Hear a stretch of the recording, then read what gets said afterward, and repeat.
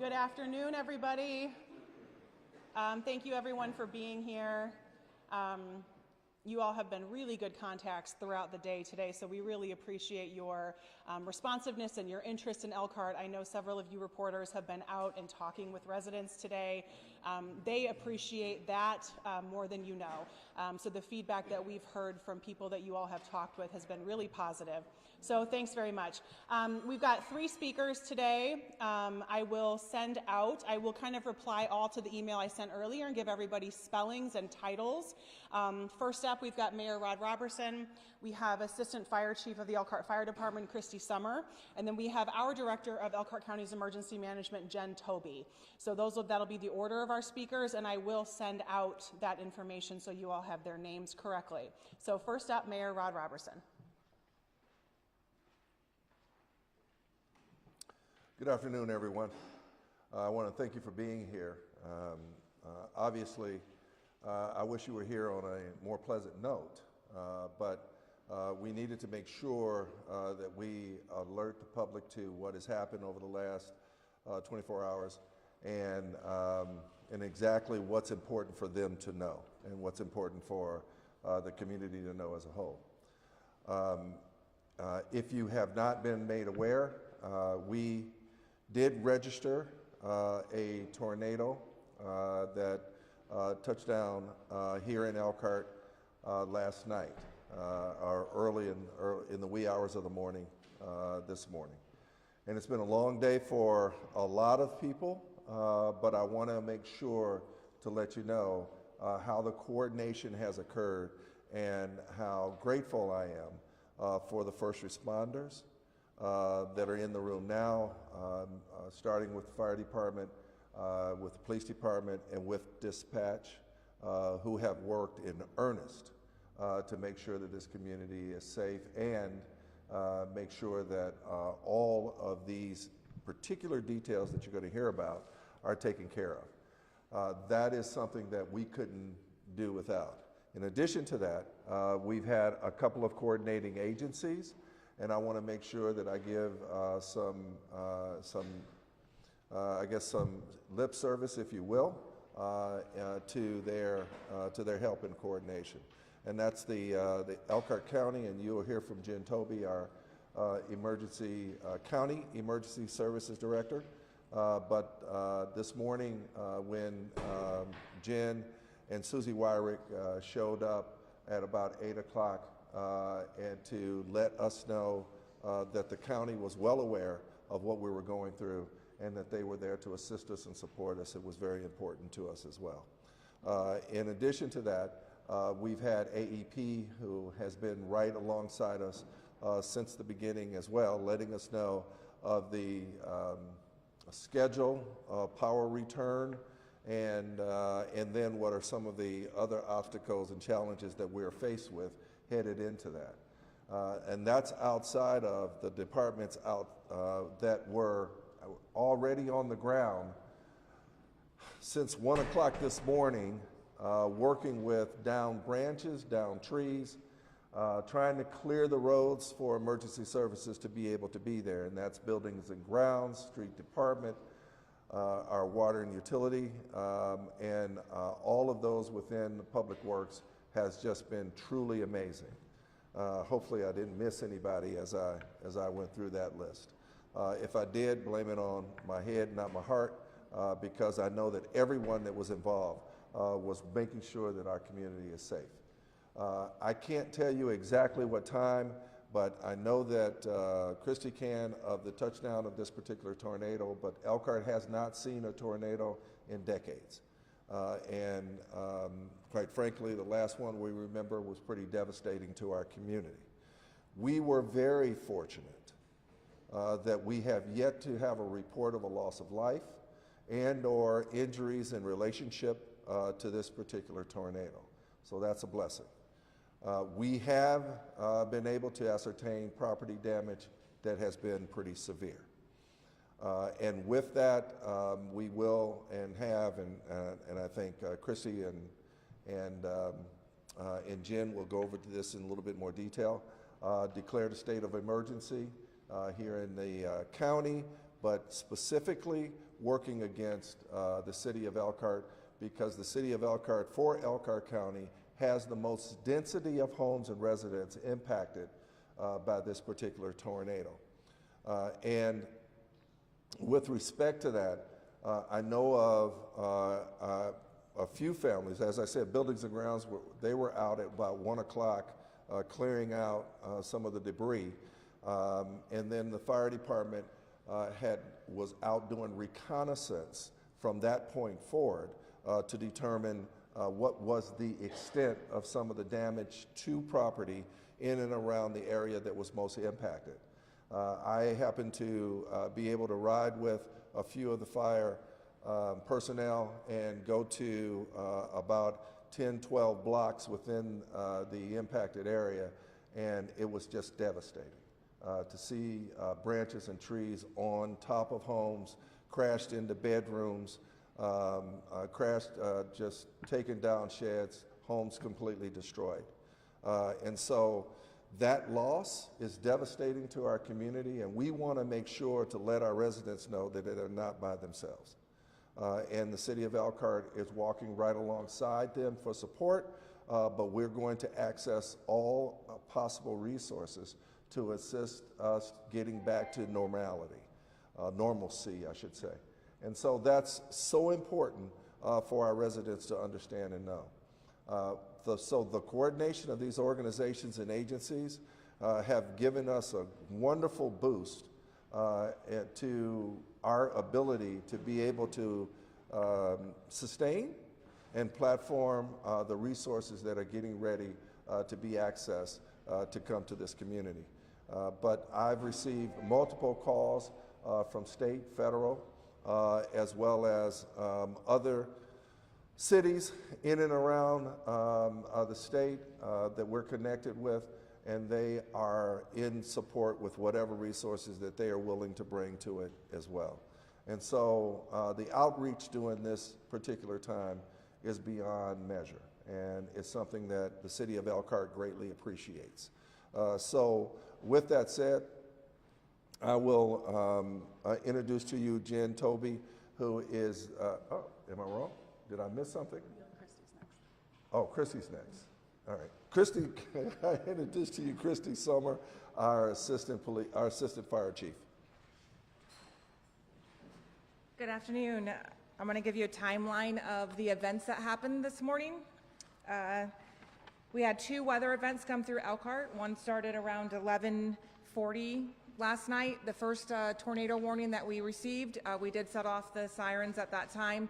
Out of that event, nothing came out of that. Our second weather event, which a tornado did touch down, the National Weather Service stated around 12:20, and we did get that warning, and we set off our tornado sirens at 12:10. Our first call came in to the fire department around 12:32.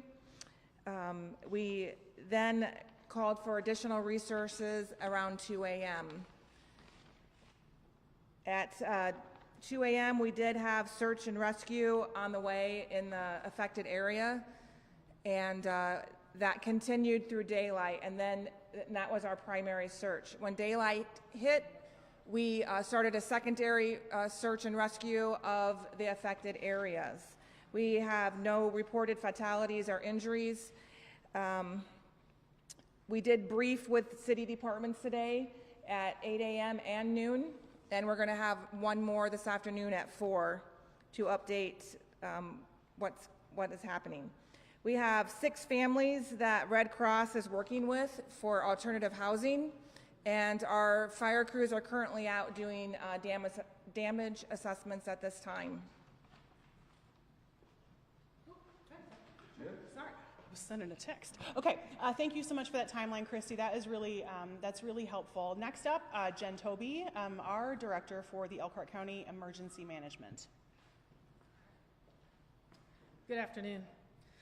So I wouldn't be myself if I didn't say here we are. I always say it's not if, it's when. So when? Last night. I first want to thank the media.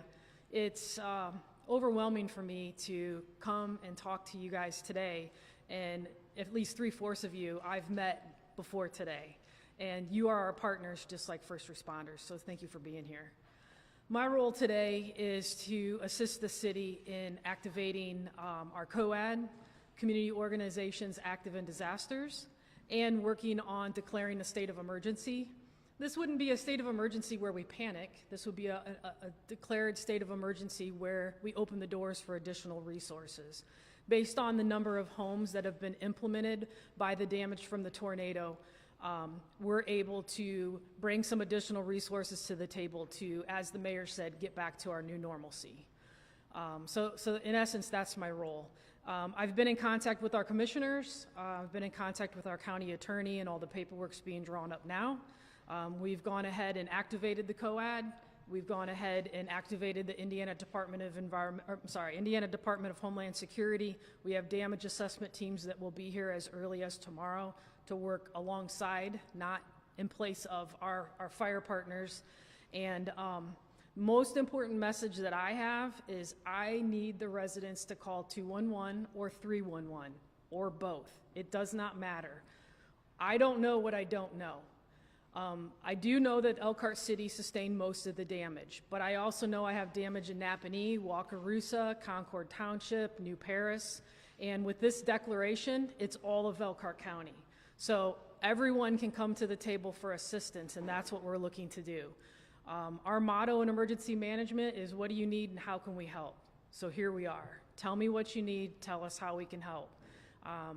I'm very blessed, and I think the mayor would concur. No injuries to this moment, and no deaths, and that's all we can hope for. So thank you. Add something? I know that I know that many residents that are going through waking up into darkness and looking next door and seeing a tree split their neighbor's home is not just unnerving, but gives you anxious anxiety. And our 5th District City Councilman, Brent Curry, had a home right next door to him with that type of damage. And so as I traveled with some of our firefighters in doing the reconnaissance, we saw many homes like that. And I know that at this particular time, that anxiousness leads to a sense of panic at times and wanting to make sure you get back on your feet before it's time. And when I say before it's time, there are many people out there that unfortunately will try to take advantage of a situation like this. And we have to make sure that we're having our residents access the right information in order to get them assistance as quickly as possible. And unfortunately, we have scammers, we have multiple people that could take advantage of our residents at this moment with the property damage being so severe. And so we're asking, pleading with any impacted residents to call 311 and or 211 in order to ensure that they get their information registered, and at the same time, we can move them towards the resources that are available to them that's official for them to be able to navigate this disaster. And a disaster it is. I was told of one story where a young teen wasn't sleeping in his bed, he was sleeping on the couch. And the tree that went through his home went right through his bed. Had he been in his bed, we wouldn't have been talking about no injuries or maybe even fatalities. That's how close we came to this being a disaster of a different proportion. So I just want to make sure to let you know that just because there weren't injuries or fatalities doesn't mean that the severity of what happened shouldn't be taken as seriously as if it was. And we got to make sure that with property, it can obviously come back, but we got to bring people through that. And that's important for them to understand how to access these resources. And so that's why, as Jen said, you're just as important to this relationship as we are in trying to get this information out the appropriate way. Thank you all. I just have a couple of things to add. The mayor did mention our partnership with AEP. Our area representative has been here at the command center with us. She is a wonderful resource. She has confirmed that we are looking, are we at the 300 mark now or so for crew in the area? That 250? By the end of the day. So we've got roughly, from AEP, we have roughly 60 crew members that are in the Elkhart area right now, with 250 more on their way to Elkhart, with the goal of to have 95% of the power restored by 6 p.m. Wednesday. We still have Studebaker Pavilion open for anyone who's in need of shelter, need to charge your phone, you need a little air conditioning. We're keeping that open until 5 o'clock today, and then we will assess if it's something that we need open tomorrow as well. For the 311 reporting, if you're using the app, the My Elkhart 311 app, there is a category now called storm damage. So whether you're going to do 211, 311, you're going to do both, would not hurt to do both. Please put your information in the description and use the storm damage category. Even if you are somebody, I know Jen mentioned we saw damage also just south of city limits in the Concord Schools District. Those are Elkhart residents, they're not city limit residents, but if those people have damage as well, stick it into 311, we'll make sure it gets to the right place. We can help translate that into the 211 system.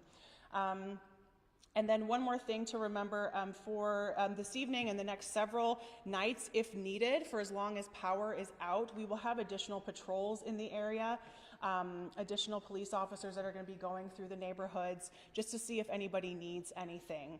I feel it's really lucky that we got a break in the weather. We're not seeing temperatures in the 90s like we have over the last couple of weeks, so that really is a gift to us, that folks are going to be able to stay in their homes and not be super desperate for air conditioning, and then we don't see mitigating complications of any heat-related illnesses. So that's some good news for us. So that's kind of maybe a silver lining of what that storm brought in, a little bit of break from the humidity and the weather. So now we can open it up to questions. We have several experts here for y'all to ask questions. You said there is a state of emergency. Is that for the city or for the county? It's a county declaration. That's county-wide. As Jen stated, it is important. I mean, although we're located in the city of Elkhart right now, that is only because the concentration of damage, the most damage happened in the city of Elkhart. But as Jen mentioned, we see Napanee, Wakarusa, New Paris is another area just south of the city of Elkhart. When you get into the Dunlap area, the Concord Schools area, also damage there. What was really interesting is that for so many residents who don't live in the affected neighborhoods, we're looking at a pretty narrow swath of homes that were affected, and that was just the path the storm traveled. So if you're outside of that neighborhood, you woke up and really said, okay, what storm? But there are some folks that woke up seeing major, major damage, and that's really just indicative of how a tornado behaves. Yes, Danny?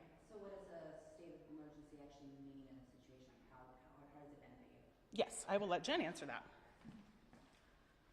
So it's a legal document that allows us to activate additional resources. It goes into play, it's signed by the commissioners and is in play for 7 days with the opportunity to extend it should we need it. It just, again, kind of changes the rules a little bit. We could, if the mayor wanted, we could implement a curfew. We could change some of the rules. Like when we have blizzards, the sheriff could ticket anyone that's out on the roads when they're not supposed to be. So it's an IC code that just allows us to activate teams, to open up opportunities for small business association, individual assistance funding, state funding, FEMA funding, more opportunities than if we don't declare and it's just a regular storm. Yes, we've declared for all of Elkhart County. No, each county has to declare on their own, and then depending on how many counties declare, then the state can determine whether they need to declare as a state and go to the president for a presidential declaration. For me, I don't really see that happening. I know some of my neighboring counties have damage, but we seem to have the most right now, so we're concentrating here on Elkhart County. You know, one of the, and Corinne spoke about kind of path that this particular storm took. And so did Jen allude to it. It was odd, the sliver that seemed to be the most impacted here in Elkhart. And as I I went to my office in order to kind of gather myself. I was talking to a few people who was just not impacted at all. Knew it was a storm here, but had no idea that a tornado had touched. This particular storm stayed relatively in a small sliver, I shouldn't say small sliver, but it was a swath that primarily went from Main Street going west to Oakland, and from Hively Avenue going north to Lusher. And those areas seem to be the areas that had the most impact. Downed trees on homes, and property damage that was pretty severe. I did hear of branches, and we have branches all over the city kind of falling because, you know, some of the wind did pick up in some other areas, but we realized that the tornado took that path through the south side of Elkhart and impacted most of those homes down there. And so with respect to that, those particular areas that were hit hard are areas that we want to make sure, as I said earlier, they return to normalcy as quickly as possible, and that they access all the resources that they possibly can. I'll add one thing. We are on our Facebook Live stream for City of Elkhart. We've had a few people comment, what can I do to help? What can my company do to help? Where can I volunteer? I'm going to go ahead and put my contact information in the comment section there. Please reach out via email or via my cell phone, and I will try to figure out if there is a way that you can help. We appreciate people wanting to offer that kind of support. More questions? Do you have a Yeah. count on the actual number of affected properties or families? Yeah, go ahead, Christy. I think we do have some numbers, yeah. Yeah, we're still in the process of doing our damage assessment, but we do know that we have around 42 structures that have mild to moderate damage, and then we have about six that have major damage structures, but that doesn't include all the trees that are down.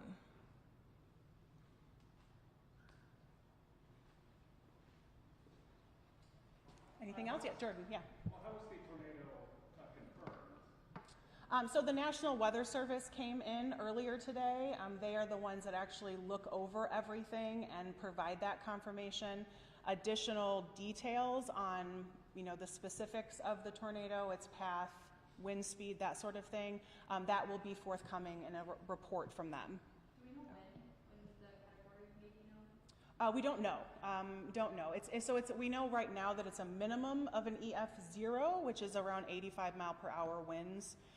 We won't know the official designation, but as Jen was speaking to the state of emergency and the declaration and resources, from our perspective, whether it's a 0 or a 1, there's not really a difference.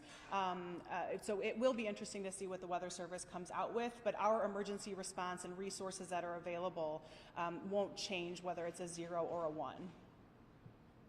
Did any sirens go off anywhere in town? Yes, our tornado sirens went off. They actually went off twice. I think Christy mentioned a couple of times. I think 11:40 p.m. Monday evening, so last evening, and then again at about 12:10 or so. But when both warnings were issued, our sirens did go off, yes. This is a question for you, Jen. You always say it's not when, if, but when. Do you want to talk about how you feel that preparation kind of helped with no injuries, no fatalities, that sort of thing? Sure. Elkhart County is a little unique, probably in the fact that our office has had the same personnel for many years. So we have implemented incident management as a county response. So Christy and I pretty much talk every day. So no matter what is happening in the county, between Chief Danny Sink from Goshen, Christy, Chief Dale here from Elkhart, really any of the fire chiefs. We're used to coming together. This is one of those examples where I didn't really have to lean on the health department, which I just played COVID with for 3.5 years. But they were blowing up my phone. What do you need? How can we help you? So again, that motto of it's not if, it's when. It's important that we know each other off scene so that when we're on scene, we're even more comfortable working together. And that includes the media. So thank you for that. What is the property owner supposed to do down pre-event campus? What is the property owner supposed to do? That's a good question. Do we want to just report it in 211-311? Yeah. Yes, and then also, if you can get if it's just, if you can get your debris out to the road, then the buildings and grounds, right now they are clearing streets, and then they'll go into clearing trees that are in the tree lawn, and then they'll go to debris pickup. So homeowners should put their debris like they do on their trash pickup days, put it out by the road, and then we'll be getting a schedule out of when they're going to start picking that debris up. And we do have an infographic that we have shared on our social media. We will share it again. When it comes to putting that debris out on your curb, it's really important that it's not just kind of all in one big pile. We don't want to have trash mixed in with tree branches, mixed in with maybe roofing materials that were damaged. Those things need to be separated. So continue to check our social media as well as our website. We're going to continue sharing those kind of helpful PSAs that's going to continue to help this cleanup move along as smoothly and quickly as possible. If those materials, if you've got old maybe paint cans and shingles mixed in with a bunch of tree limbs, that could really slow down our cleanup process, because that could be seen as maybe an environmentally hazardous piece of waste. So we want to keep all of those piles separated. And an important reminder, we've been saying this whole time, if any homeowner is coming across tree limbs that are tangled up in wires, don't assume that it's not live, assume that it is live, and call that into 911. That's a 911 call. That's not a 211 or a 311. So those are the types of issues that we do not want residents tackling themselves. I will throw out, Jen mentioned how, everybody is prepared and ready to go. There are so many organizations that we are able to activate when something like this happens. I wanted to acknowledge a couple more. The American Red Cross we have here in the room, who helps with finding people shelter that need to vacate their homes. We've also had the Salvation Army step up. The folks from Elkhart were here early this morning. They have been out distributing water. We also had Salvation Army from Indianapolis come up with their truck, and they are driving around the neighborhood also passing out food to any residents that could need it. So those types of agencies and organizations that come together in a time like this, we're really grateful for that. Is there anything else? Green, you might want to mention about the water, that there's no damage to the water system. So Oh yeah, that's a good point, Christy. Throughout this whole thing, even through last night when we saw extensive power outages in our residential areas, for the city of Elkhart, we were really lucky that none of our facilities were damaged. So our water treatment, all of our phone lines, our electricity to all of our buildings, et cetera, all of that remained online. So there was no disruption to water treatment, water service. So all of our crews and staff were able to continue to do their jobs. So that's important to remember.